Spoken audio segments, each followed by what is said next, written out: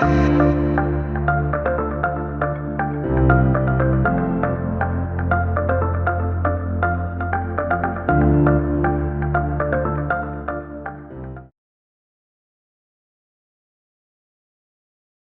my last video, I talked about birds as spirit guides. This week, the subject is plants. I would like to talk about this orchid.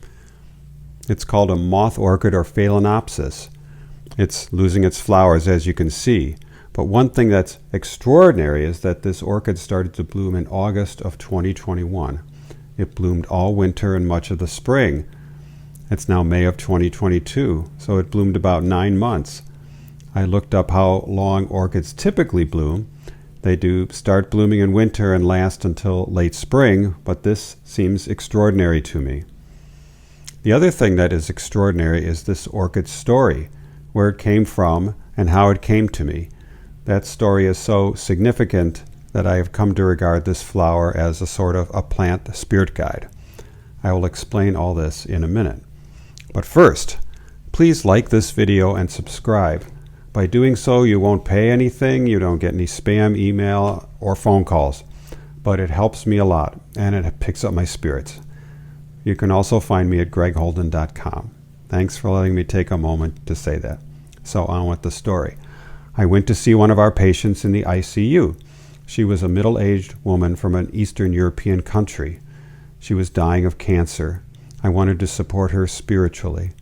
She said, "That's okay, I'm all right. You wouldn't understand my beliefs anyway." "Can you tell me a little about your faith tradition?" I asked. She said she belonged to the I Am Church. "That's interesting," I said. "What do you believe?" She said, "We believe the ascended masters will help us attain our highest level of personal development and that this power lies within us." I looked up the I Am Church. It's located in downtown Chicago, surrounded by skyscrapers. It's quite fascinating.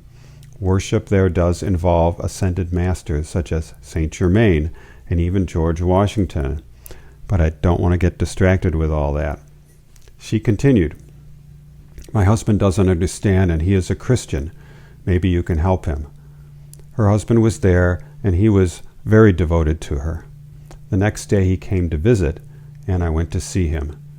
She was no longer responding. She was in a coma. I said some prayers with him, and we talked for a while. He thanked me, and he asked me to come out with him to the family waiting room. He reached under a desk and pulled out this orchid. "I want you to have it," he said. "I bought it for my wife, but they wouldn't let me bring it in to her." I said, "I don't know anything about orchids," but he insisted, and I felt I had to take it for good manners. So I brought it back to my desk.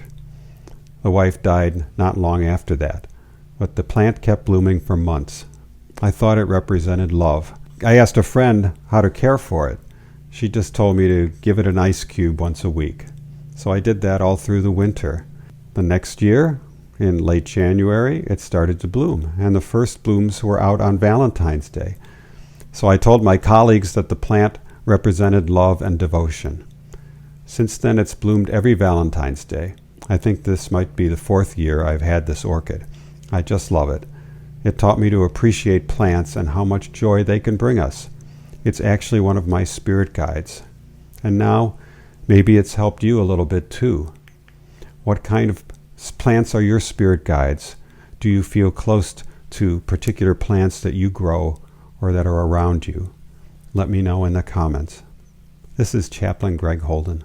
Thanks so much for watching, and remember to subscribe and like this video, and I bid you peace.